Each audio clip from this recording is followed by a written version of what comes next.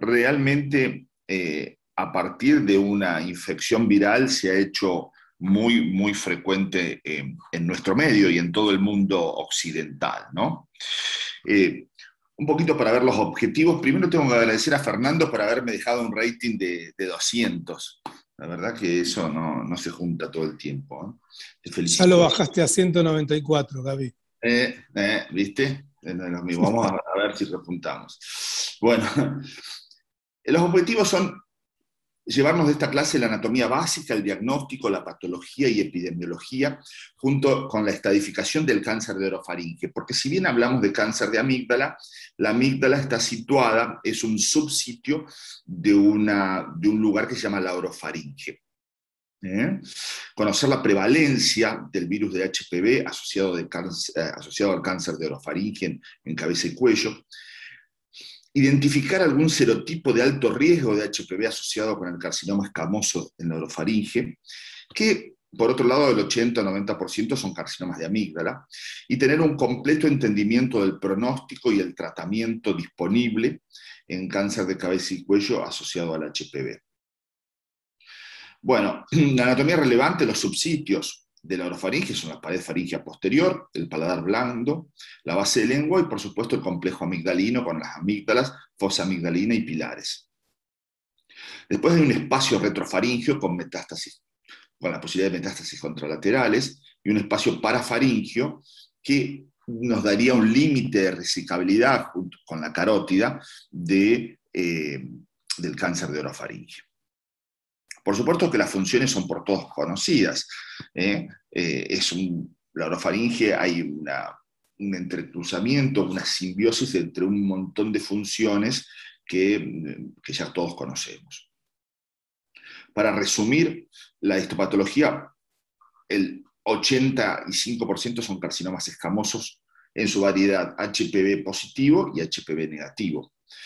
Moderadamente diferenciados, en 60%, un 20% bien diferenciados y otro 20% poco diferenciados. Hay, por supuesto, tumores de glándulas salivales que a veces se ven en la orofaringe, sarcomas, algunas misceláneas tumorales y, por supuesto, linfomas, como en este caso, que era un chico que veíamos un tumor de la orofaringe con una mucosa sana, y cuando hicimos la biopsia, su mucosa, ahí tuvimos el diagnóstico de linfoma, no Hodgkin. En Estados Unidos hay aproximadamente descritos 500 nuevos casos por año, 85-90% carcinomas escamosos. El tabaco y el alcohol suelen ser potenciadores en pacientes con más de 45 años, con un aumento de incidencia de ese tumor en menores de 40 años, especialmente en los serotipos HPV positivos.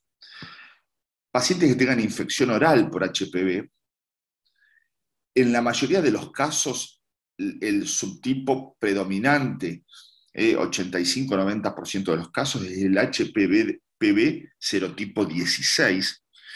La anemia de Fanconi, que es un tipo especial de anemia, pero que se suele ver y está mal diagnosticada, aumenta el riesgo entre 500 a 700 veces del cáncer de orofaringe. Y la historia familiar del cáncer en vía aerodigestiva superior, mayor riesgo por la genética, en 2 a 4 veces. En la evaluación básica, todos conocemos, bueno, la historia clínica y el examen físico es básico y todos ustedes la conocen bien. La panendoscopía y biopsia. Hoy pregunté a un residente nuestro que me describía la panendoscopía, pero bueno, básicamente es la triple endoscopía, una rinolaringoscopía, una esofagoscopía y una laringoscopía, incluso con una evaluación traqueal, una traqueoscopía.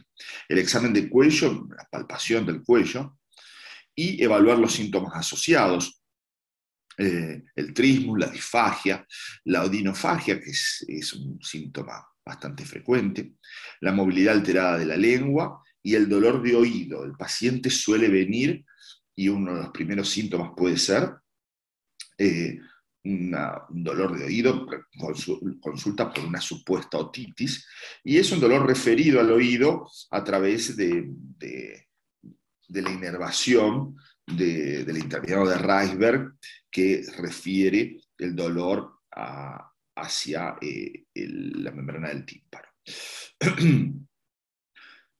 Como diagnóstico, aparte del diagnóstico clínico por imágenes, la tomografía, muchos pacientes jóvenes, especialmente con HPV positivo, vienen, ¿no? Vamos a mencionarlo varias veces en la charla, vienen con un tumor lateral de cuello. Que se le pide una punción, es un tumor sólido, tumor lateral de cuello, una punción, es carcinoma escamoso, pero no tiene ningún tumor. Bueno, ese paciente joven es un paciente generalmente con una lesión relacionada a HPV.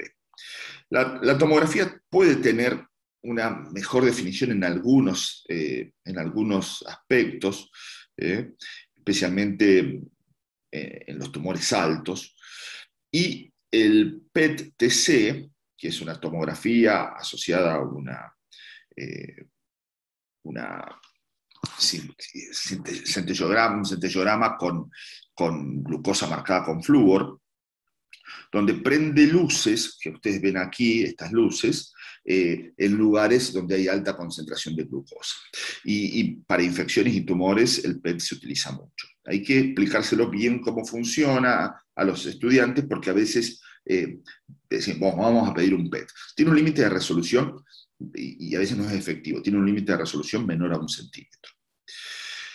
El test de orofaringe tiene una nueva estadificación a partir del 2017. ¿Por qué? Porque la estadificación TNM. ¿Por qué? Porque se divide en T con orofaringe P16 positivo y negativos.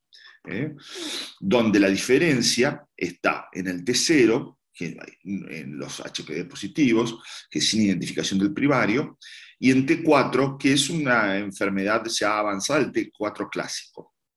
En los HPV negativos, que son los tumores que vimos siempre, que son los tumores de los tabaquistas, fumadores, pacientes mayores de 60, 70 años, el T4 se divide en A, que es moderadamente avanzado, y en B, que es muy avanzado e irresecable, con compromiso de la carótida, de la nasofaringe, la base de cráneo y demás.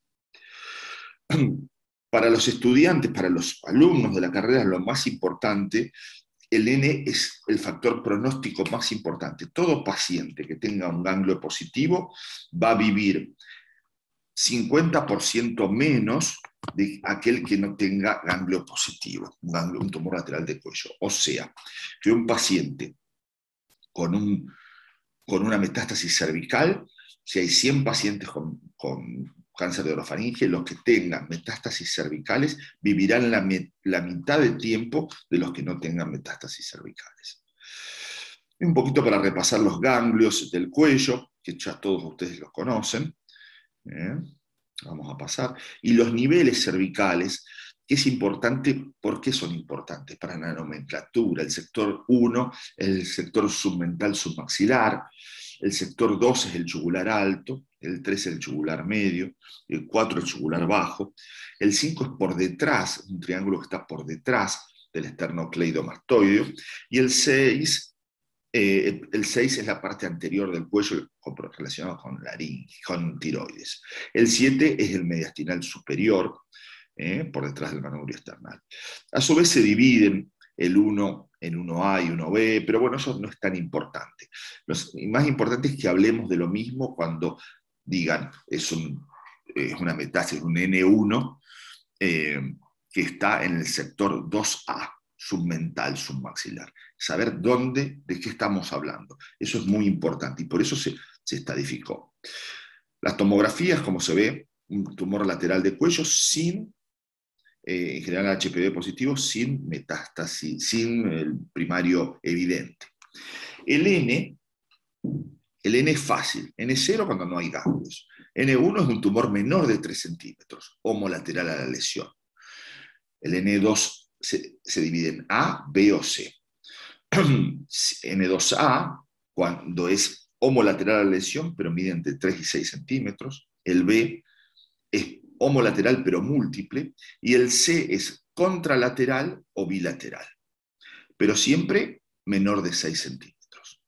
El N3 es un tumor mayor de 6 centímetros. homolateral o contralateral, pero siempre cualquier tumor mayor de 6 centímetros. Y a su vez, hay un N3 que está relacionada con que es patología, que es anatomía patológica, que es N3B, que está relacionado con la presencia de ruptura capsular. Eso se agregó en la 8ª edición, que a partir del 2017, del American Joint Committee of Cancer, donde dicen que los tumores que tienen ruptura capsular, por más que tengan 1 centímetro, 2 centímetros, 3 centímetros o 6 centímetros, son N3B. Eso es importante. Bueno, el complejo amigdalino, como dijimos, el 70-80% de los cánceres de la orofaringe. El factor pronóstico es la extensión de invasión local en metástasis en cuello. Para ser básicos, T1 y T2 puede ser cirugía o radioterapia, T3 y T4, quimio y radioterapia. Pero ahora vamos a ver cómo se complejiza en un ratito. Hay tópicos como invasión mandibular, que requieren resección del hueso porque no responden, cuando hay invasión de hueso no responde bien al tratamiento con quimio y radioterapia. Y, por ejemplo, el PET, que es algo muy estudiado y muy solicitado en cáncer de orofaringe en la evaluación inicial, especialmente cuando hay un tumor lateral de cuello y no hay primario aparente. Y también es muy utilizado en el control de la sobrevida o la persistencia de enfermedad. Siempre hay que hacerlo después de las 12 semanas del tratamiento inicial de la quimio y radioterapia, por ejemplo, o la cirugía, porque si no puede salir alterado, puede salir un falso positivo. Si es negativo hay que observarlo, si es positivo, por ahí está indicado planear la disección cervical. Bueno, y en cuanto al HPV, si hablamos de amígdala tenemos que hablar de HPV siempre. Esto es para ver un poquito, en azul está la mucosa de la cavidad oral y la orofaringe relacionado al HPV, y en amarillo no relacionado en general. Ven que el paladar blando, la base de lengua y el complejo amigdalino, bien la orofaringe, está relacionado a HPV. El virus del papiloma humano es un virus muy común. 1 de cada 4 personas en Estados Unidos está infectada. Más de 100 variedades de HPV, de virus, solo algunas podrán causar cáncer. Los cánceres causados por HPV, 3% de todos los cánceres en mujeres y 2% de cánceres en hombres. El cáncer de cuello uterino es el 100%, el anal el 95%, la orofaringe el 70%, el vaginal 65%, el del vulva el 50% y el de penis el 5%. Esto es evaluado por el Instituto Nacional del Cáncer, y como ven, esta es una imagen muy antigua, donde siempre la gente se divirtió de alguna forma, ¿no? El HPV provoca verrugas comunes, verrugas plantares, verrugas planas, lesiones anales que están relacionadas el 6 y el 16, cáncer genital el 16 y el 18, y el relacionado con el cáncer de orofaringe es el serotipo 16 en casi el 90% de los casos. Esto es un poco para comparar el cáncer de cuello uterino y el cáncer de orofaringe, causados por el mismo serotipo tumoral, por generalmente el 16 y en algunos casos el 18. 16-18, el 70% el cáncer de cuello uterino y la orofaringe el 90%. El periodo de latencia es de 30 años en cáncer de cuello uterino y entre 10 y 30 años en el cáncer de orofaringe. Las lesiones premalignas por el mismo subtipo no se ven en cuello uterino y sí se ven en la orofaringe. El cáncer de cuello es poco susceptible a la quimio-radioterapia y es muy susceptible al cáncer de orofaringe. Y, por supuesto, la sobrevida, 5 años de sobrevida, 68% en el cáncer de cuello en mujeres y casi el 85-90% en la orofaringe en hombres. Y algo muy importante, la evidencia de la eficacia de la vacuna es muy fuerte en el cuello uterino y es débil aparentemente en el HPV. Faltan estudios, porque los estudios que se hicieron en la última década todavía no están disponibles. Ese es cómo se ve un cáncer de amígdala. La mayoría lo vemos muy frecuente en el consultorio y la mayoría de los pacientes la mayoría de nuestros residentes lo saben diagnosticar. Se puede biopsiar a través de la boca.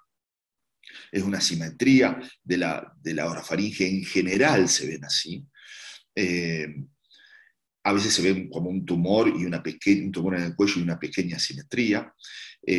Como les digo, son muy fáciles de biopsiar y hay que sospecharlo siempre en un paciente de mediana edad que tenga una amigdalitis unilateral y que no cura, o hay dolor de oído, o hay algo que no cierra.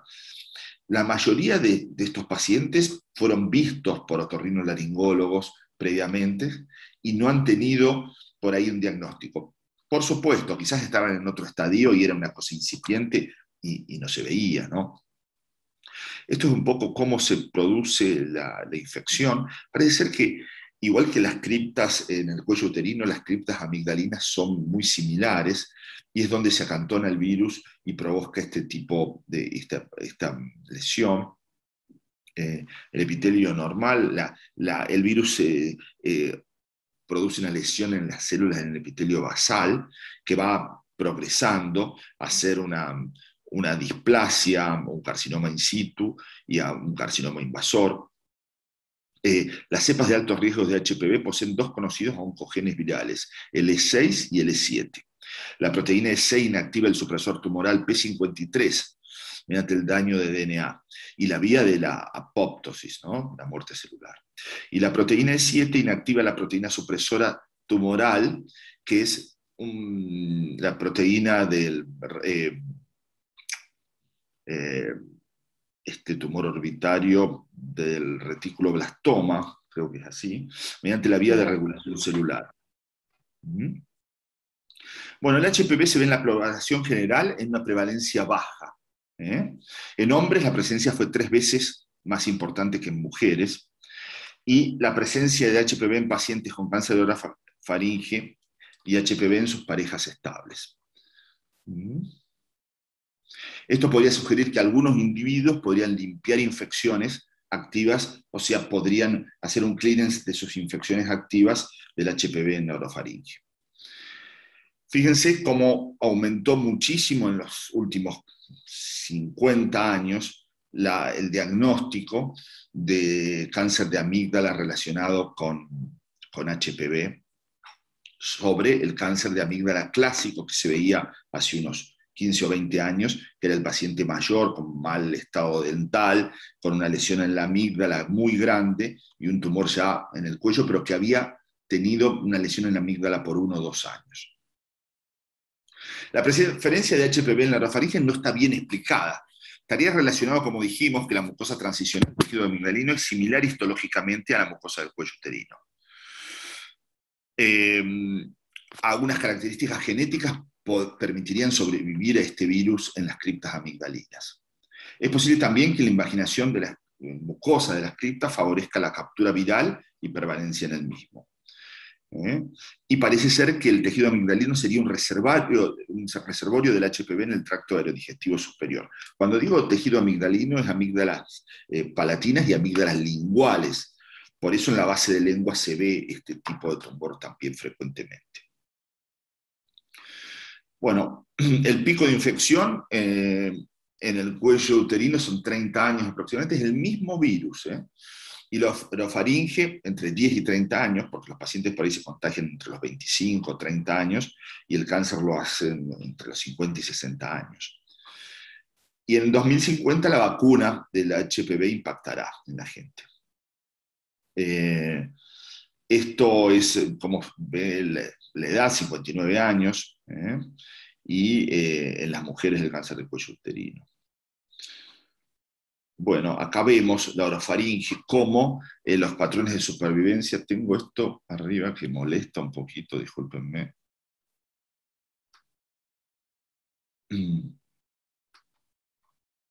Los patrones, dependiendo del sitio tumoral y el año del diagnóstico, acá vemos, esto lo mostramos para laringe, cómo por el advenimiento de la quimioradioterapia en la línea roja, pueden ver cómo cae la curación en los últimos 30 años de la laringe, porque muchos van a quimioradioterapia con malas indicaciones de la misma, tumores muy grandes, ¿no? Los casos proyectados de cáncer de orofaringe en el futuro, que es muy importante, en contra de la laringe y la cavidad oral, y la laringe una franca disminución, especialmente por la disminución del tabaquismo en el mundo desarrollado. Bueno, la pregunta es, ¿podría el cáncer de orofaringio ser relacionado a una enfermedad de transmisión? ¿Sería una enfermedad de transmisión sexual? Y acá es un trabajo de Sousa muy interesante, hecho en 2007, donde se ve que los pacientes o las personas que tienen compañeros sexuales de sexo vaginal, más de 26, son más de 26 en su vida, y más de 6 de compañeros sexuales de sexo oral estarían relacionados con el aumento de la incidencia de cáncer de orofaringe. Parecería ser una enfermedad de transmisión sexual, aunque no está bien definida, por eso dije más de 26 parejas de sexo vaginal vida y más de 6 parejas de sexo oral. Y también está asociado a mujeres con historia de HPV y cánceres anogenitales y sus parejas masculinas. Es también consistente con la transmisión del HPV al orofaringe. Bueno, y el reciente aumento de esta incidencia podría reflejar cambios sociales en los últimos 30, de comportamiento sexual en los últimos 30 años. Bueno, esto es lo mismo. Acá, famosos como por ejemplo, George Harrison, que fue un Beatle que falleció con cáncer de orofaringe, Michael Douglas, y el último, no el último Batman, pero Val Kilmer, que fue un Batman conocido con su traqueostomía y un tratamiento de cáncer de orofaringe. Volviendo a los pacientes con cáncer de orofaringe HPV positivo y HPV negativo. ¿Son dos enfermedades diferentes? Parecería que sí, porque en todos los subsitios en HPV negativo en la orofaringe y en HPV positivos en la amígdala y base de lengua, donde está la mayoría del tejido linfático, las criptas amigdalinas. La histología es pobremente diferenciado, el positivo y basaloide, bien queratinizado el negativo. Son pacientes jóvenes versus los ancianos o mayores de HPV negativo. La relación hombre-mujer es similar en los dos. El estadio es inicial porque hay más presencia de metástasis cervicales en donde el paciente se da cuenta, T1, T2 en HPV positivos. Los cofactores de riesgo para este cáncer son el comportamiento sexual, en algunos casos la marihuana y la inmunosupresión, pero la marihuana la asociaron a un comportamiento, al mismo tipo de comportamiento sexual, el alcohol, el tabaco, la higiene oral, y la incidencia está aumentando, el cáncer de orofaringe disminuyendo en pacientes con HPV negativos, y la supervivencia es muy buena en HPV positivo y se mantiene constante en HPV negativo. La prevención, los niños deben vacunarse, como todos sabemos. El diagnóstico es hombres jóvenes con nódulo en el cuello. Eso no lo dejen pasar por alto, ¿eh? El tratamiento, alto nivel de curación con quimio-radioterapia. Ahora vamos a ver un poquito el tratamiento. Porque el problema, con la presentación clínica, pacientes con estos tumores de amígdala, generalmente son HPV negativos. Porque son pacientes mayores, muy fumadores, fíjense el bigote, y con mala higiene dental y demás. Y el paciente HPV positivo tiene cáncer de orofaringe con gran compromiso ganglionar. Metástasis sin primario aparente. La supervivencia, fíjense la diferencia en HPV positivo y HPV negativo con tratamiento. Y dentro de los HPV positivos, los que son no fumadores viven mucho más, un 20 o 30% más que los fumadores. Eso es algo importante. Fíjense, HPV negativo, las curvas de mortalidad a los 3, 4 años, que son muy altos, y son muy estables y con mucha curación en los pacientes HPV positivos. Pero el problema es que se trató el cáncer, los pacientes se trataron, los HPV positivos, se trataron como el clásico paciente hospitalario que teníamos nosotros, alcohólico, mal estado dental, con quimio, radioterapia, con tratamientos definitivos. Y estos pacientes sobrevivían al tratamiento, porque se curaban, pero quedaban con secuelas irreversibles, con serostomía, con osteoradionecrosis mandibular, un montón de problemas asociados al tratamiento, porque antes quizás se curaban o vivían menos o no se curaban, y ya no los teníamos más al paciente para ver, pero estos pacientes los vemos todos porque sobreviven. Ese es el problema. Un campo de irradiación de la amígdala, fíjense el tamaño que tiene, la irradiación típica. Y esto da serostomía, que es muy molesta para muchos pacientes. Muy molesta. La intensidad modulada por ahí disminuye un poco. Es un tipo de radioterapia con intensidad modulada donde los rayos entran por múltiples puertos, por la parte posterior, anterior, lateral, etcétera, donde podíamos en ese caso separar las parótidas o las submaxilares, pero la serostomía es muy, muy molesta para los pacientes. Y esto provoca un daño dental, porque la radioterapia hace que se pierdan esmaltes, y los pacientes deben ser muy cuidadosos y debemos asesorar muy bien a estos pacientes cuando van a entrar en un tratamiento de radioterapia por cáncer de cabeza y cuello, que no tengan ningún foco odontológico. Suele ser un problema serio si empiezan el tratamiento con foco odontológico. Y asesorarlos a usar el flúor para cuidar los dientes, con odontólogos que estén a la altura, o sea, que conozcan de radioterapia y el cáncer. Dificultad deglutoria, serostomía y fibrosis muscular, disfonía persistente por edema, edema residual, hipotiroidismo, bueno, eso es clásico, por suerte se puede solucionar con una pastillita, y la estenosis carotidia provocada por la radioterapia. La supervivencia global, fíjense en la curva azul con pacientes HPV positivos y en las otras curvas con HPV negativo. Entonces, estos pacientes, fíjense, la recaída es mucho menor también con HPV negativo. Estos pacientes van a vivir, pero los dejamos muy secuelados. Decí, la lengua. Bueno, la lengua adentro. Decí,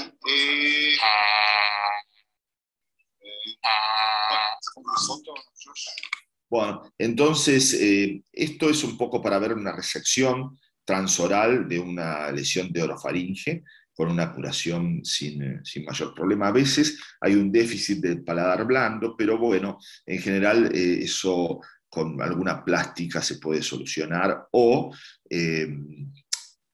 reaprenden a tragar los pacientes. Esta es una chica operada por un carcinoma de orofaringe, pero era un adenocarcinoma. Fíjense, fue una operación muy grande, tiene menos de 50 años, van a ver la cicatriz en el labio, el spleen labial y la secuela mínima de traqueostomía, pero si ustedes hacen la cirugía bien, respetando todos los planos y reconstruyendo bien al paciente con reconstruyendo el labio, dejando sin problemas estéticos, estos pacientes se rehabilitan y tienen una buena vida. 42 años, hace 11 meses me operaron de un tumor de la base de la lengua. ¿Qué era más? Grande, saca la lengua. Móvelo para un lado y para otro. Bueno, listo. ¿Te sentís bien? Sí, me siento muy bien. ¿Puedes comer bien? Como bárbaro, hablo, como de todo.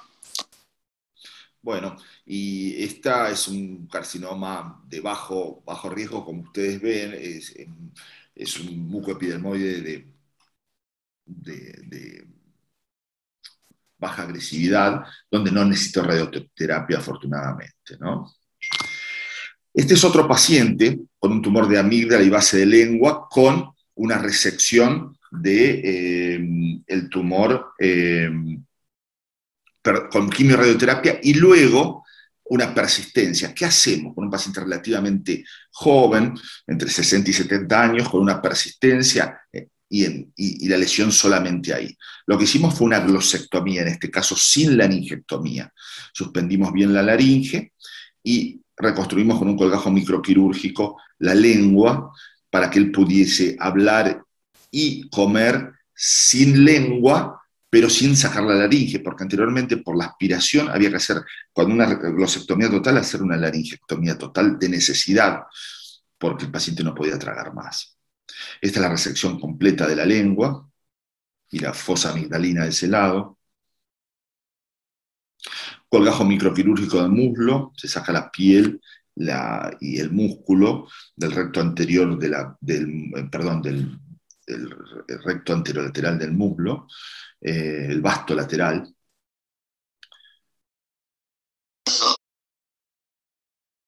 ¿Cuánto hace que estás operado, doctor? Hace 4 meses para nada.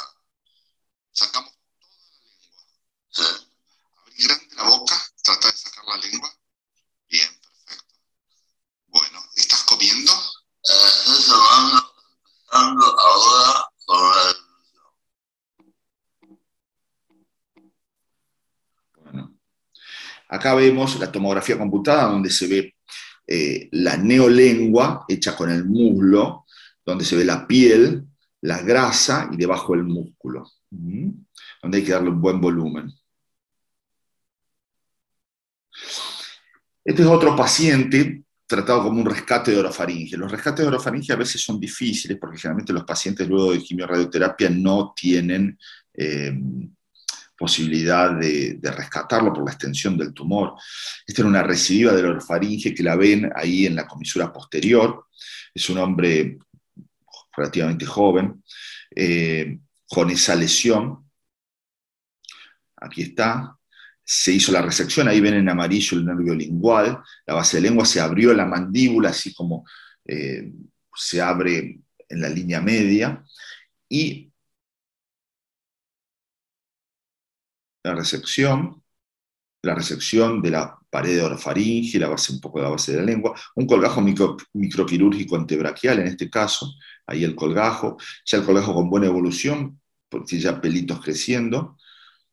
Ahora, bueno, tengo 61 años, me diagnosticaron un tumor de garganta, hice rayos y recibí quimioterapia.